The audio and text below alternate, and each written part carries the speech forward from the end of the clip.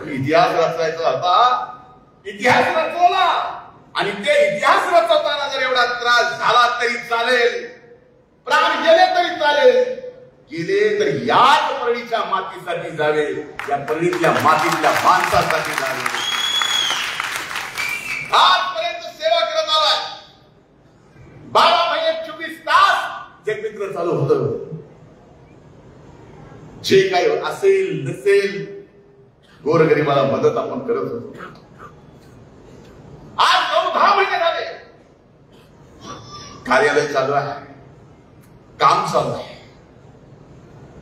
हे सगळं बोलत असताना आपल्यासोबत आपला एक व्यक्ती नाही याची जाणीव पण होते.